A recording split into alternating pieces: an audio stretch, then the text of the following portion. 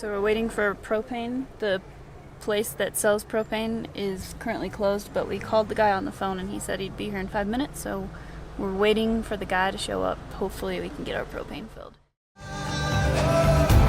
Let's leave everything and go traveling. See what tomorrow brings. It's only a choice away. Let's back up and leave today. Let's see what tomorrow brings.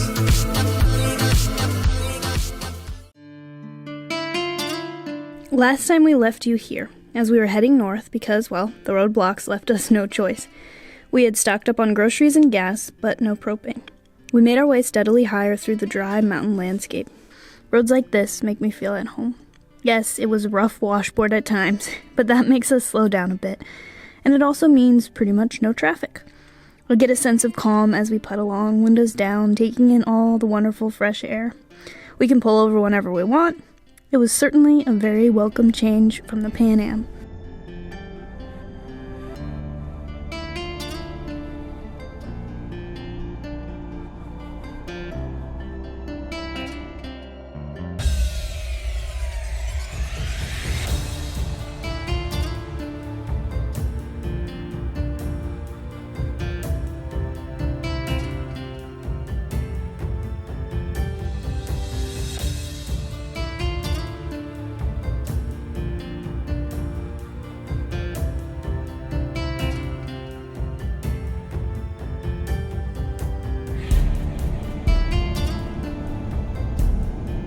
Eventually, the dry landscape gave way to some beautiful green valleys.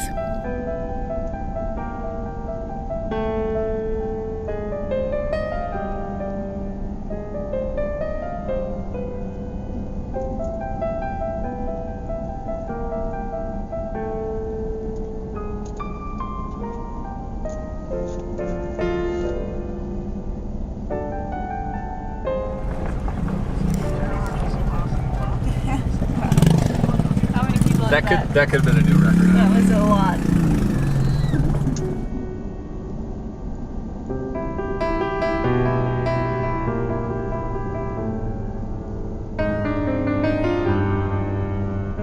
After going through this little town of Huambo, to our surprise we hit beautiful pavement, because, unknown to us, we were at the beginning, or end for most people depending on how you enter, of Colca Canyon, a place we had no idea was such a tourist destination.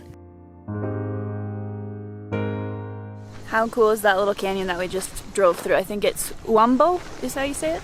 And it's just a tiny little town, but so cute, and it's all just farming. There's lots of water down in this canyon, but it's still deserty. It's beautiful. Take a look at it from way above it.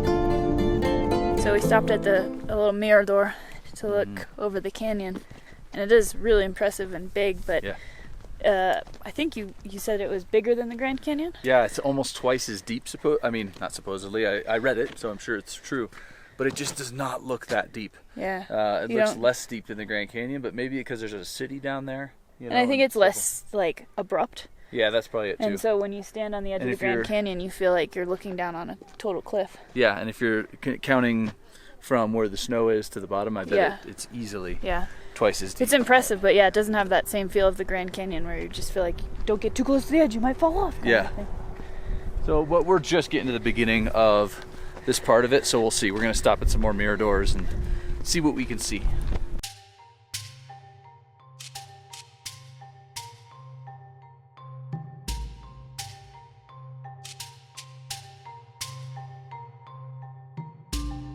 Remember when I said we had no idea what a tourist destination Colca Canyon was? Yeah, turns out it is the third most visited tourist destination in Peru, with 150,000 people visiting each year. Why do so many people visit this place, you ask? Well, Colca Canyon could be the deepest in the world, with a depth of around 10,700 feet. To give you something to compare that to, the Grand Canyon is about 6,000 feet at its deepest point. So the depth is pretty impressive. Another cool thing is the condors that live here. They are called the Andean condors, or the eternity bird, because they live about 60 to 70 years. It is also home to a giant hummingbird, which is the largest member of the hummingbird family. Sadly, we didn't see any of those.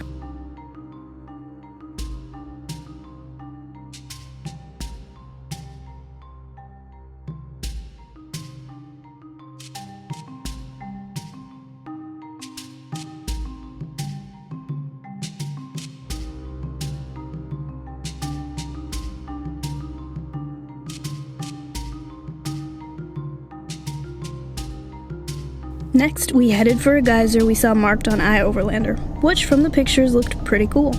It was a ways off the main road, but it looked like it would be a worthy trip.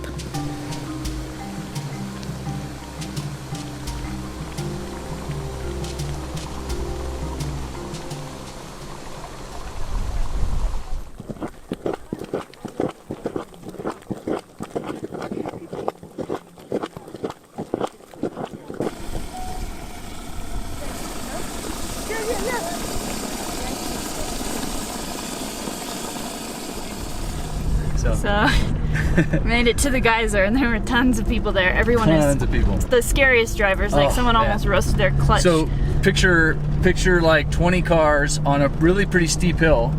it's loose, and they're all None of them two-wheel have drive. low range. All of them just have front wheel drive, Corollas, the little SUVs, whatever, Kias, whatever brand.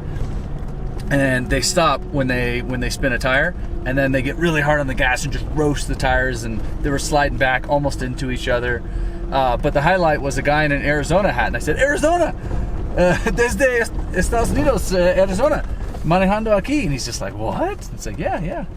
But yeah, it's funny that the guy's like, what do you mean you're from Arizona? I said, we drove here from Arizona in Spanish. And he's just like, what? And he just shakes our hand. I don't know if he'd ever He been. said, congratulations, Yeah, congratulations. I don't know if he'd ever been to Arizona, but he had the Arizona hat, so that was cool. Yeah, so the geyser was less than If you're it at was like Colca and teeny tiny. I was like, it is, that's it? It's if you've ever been to Yellowstone. It's like as big as a hand. If you've ever been to Yellowstone and you're walking along the raised wood things and there's the bubbling, mud, picture an area that's the size of a basketball of bubbling mud. That's what it is. So if you've been to anywhere like that, do not come up the road. It's really small, but it was still a funny random side trip. We thought very few people would be on it, and it's just filled with people. Yeah, seeing very tiny bubbling mud. Yeah. But everyone's typical. Everyone's super nice as Yeah. always, everywhere. But almost all locals, no gringos. And then, I think we're gonna keep heading out of the park this way, check out more of the miradors, and then see if we can find a place to fill our propane. So Yeah. yeah.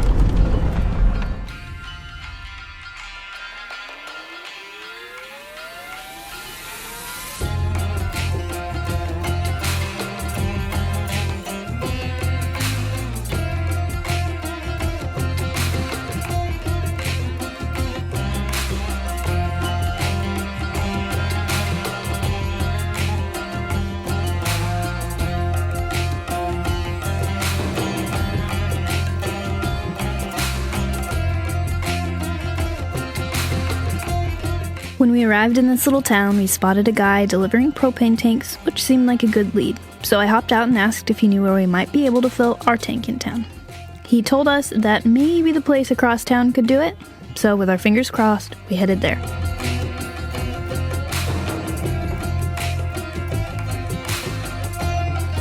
So we're waiting for propane. The place that sells propane is currently closed, but we called the guy on the phone and he said he'd be here in 5 minutes, so we're waiting for the guy to show up. Hopefully we can get our propane filled. So random little town. Hopefully it works. We'll see. Check out the street though. It's pretty cool.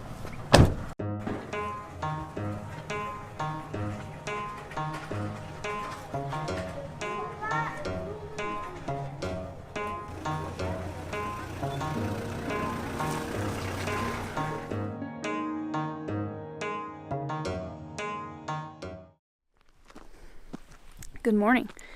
We found our camp spot last night as it was getting dark at this little archaeological area, and it was a quiet night last night. I don't think I ever updated you. We never found propane. They couldn't fill our tanks there.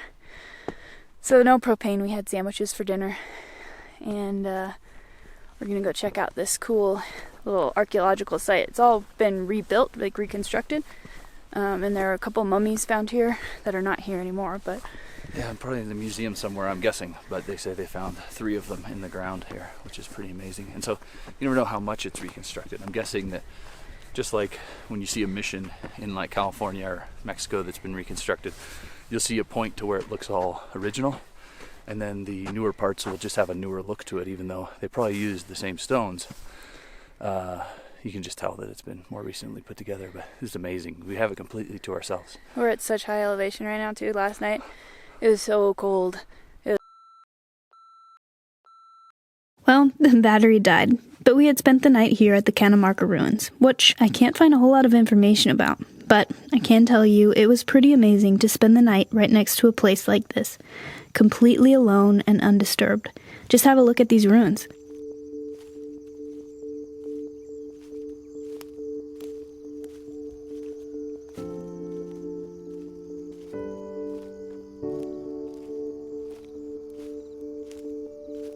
The site was so well taken care of, yet not a soul was around. It was a little eerie wandering around, but the crisp, beautiful morning made everything feel better.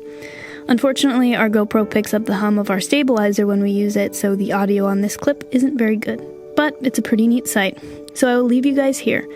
You can keep watching and walk around Kanamarka with us, or I will bid you farewell until next week when we check out the Rainbow Mountains as we make our way towards Cusco, and hopefully we find some propane.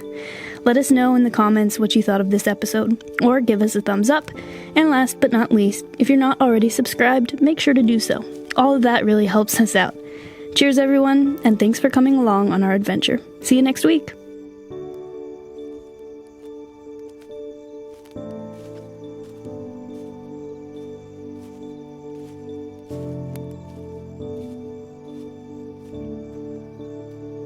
We were amazed that the water catchment systems had water in them.